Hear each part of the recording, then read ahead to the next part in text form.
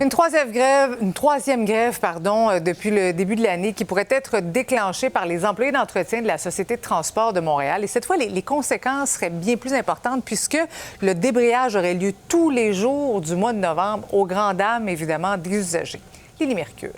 Et je trouve qu'ils vont un peu trop loin parce qu'à force de demander sans arrêt des augmentations de salaire, il faut qu'ils se mettent à la place de ceux qui ne gagnent pas grand-chose. Le syndicat des employés d'entretien de la STM envisage de débrayer tous les jours en dehors des heures de pointe du 31 octobre au 28 novembre.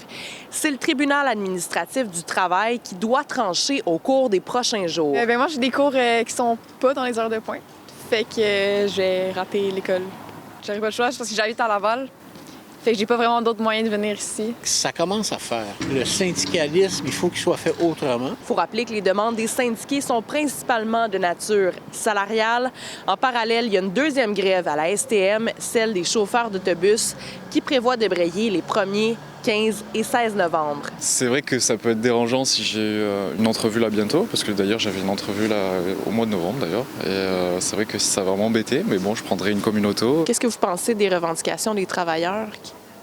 Les travailleurs, je suis un peu d'accord avec eux, ils ont le droit de grève, mais je trouve qu'aujourd'hui, tout le monde fait la grève, que ce soit aussi bien les bus, la Poste Canada. D'ailleurs, il y a des moyens de pression qui pourraient avoir lieu la même journée que les élections municipales du 2 novembre. Il faut savoir qu'il y a des centaines de bureaux de vote bien répandus à travers la métropole. Il faut que les gens soient capables de se mobiliser, là.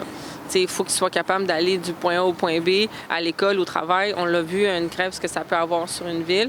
Puis il va falloir qu'on négocie le plus rapidement possible avec la STM. Pour sa part, son rival de Projet Montréal dit ne pas commenter tant que le tribunal du travail n'a pas rendu sa décision. Reste que le conflit semble causer bien des maux de tête aux usagers.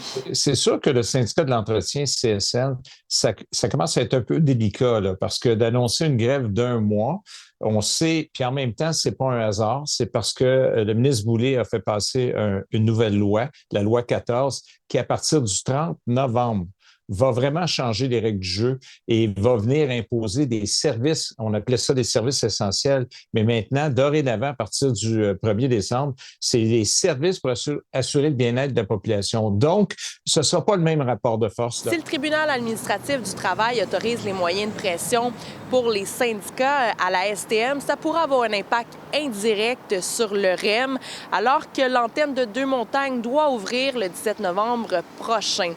C'est que les clients de la Rive-Nord et de la Rive-Sud pourraient se rendre sur l'île de Montréal, certes, mais seraient incapables de circuler par la suite. À Montréal, Lily Mercure, pour Nouveau Info.